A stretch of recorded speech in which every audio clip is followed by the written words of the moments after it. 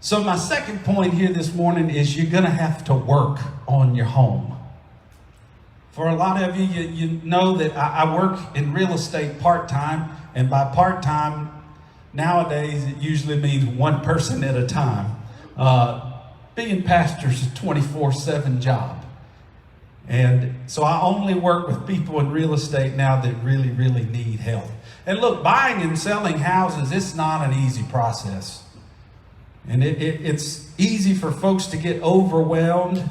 And that's the main reason that I got into it. When people are trying to sell their house, I usually go in and I look around at everything, and then I have a list of things for them to do. Little things, like if you've got a lot of stuff in your house, well, you might need to pack it up, kind of declutter. Go ahead and start putting things in storage. You want to make your house a blank canvas. You need to go fix any cracking paint. You need to make sure that the plants and the trees on the outside of the house aren't touching the roof. And look, I have one client who had a cracked foundation. And I told him, I said, look, you're going to have to get this foundation looked at. Otherwise, when people come and they offer, you're not going to get what you wanted. And they fought and they fought. And I said, okay, you're the boss. I'm working for you. So we'll go ahead and list it. And we listed the house. And sure enough, every offer that they got had a little phrase in the little fine print: seller will repair cracked foundation. Now, I promise, I did not say, I told you so. I wanted to, but they were not very happy with me every time I would show them that offer. I said, we got to have the foundation repaired. Our homes are the places that we feel safe. It's where we spend a large portion of our time, and we have to continually work on them, right? Little things, we need to update this, fix that, change this layout.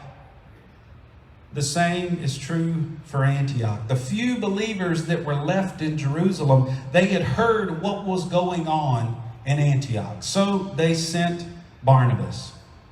Barnabas, he goes and he sees that all the believers, they're doing a great job. He sees that they're spreading the gospel to Jews, Gentiles. They're growing more and more every day. And in fact, they were growing so much that Barnabas realizes, dang, I can't keep up with all these people. I need help. And so Barnabas goes to Tarsus and he gets Saul, or Paul, and brings him back to Antioch.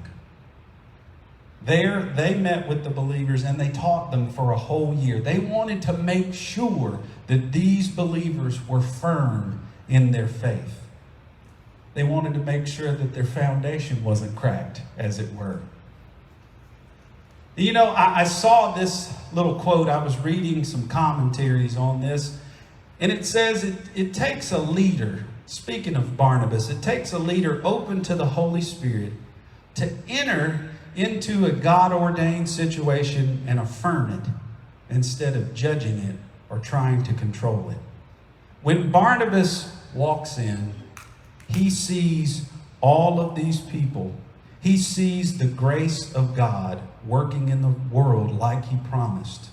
He sees God promise to Abraham in action that his line would bless the whole world. Barnabas understands that heaven celebrates when any sinner comes to Christ. And Barnabas, who was called the son of encouragement, he came into this home of Antioch and he looked around and he said, you know what? This is it. You guys are taking care of business. You're working on your house. And it was here at Antioch that the believers of Jesus, they would have been called the followers of the way. This is the first place that they were called Christians. And this is one of the 5 main cities, Antioch, that Christianity would grow and grow and grow.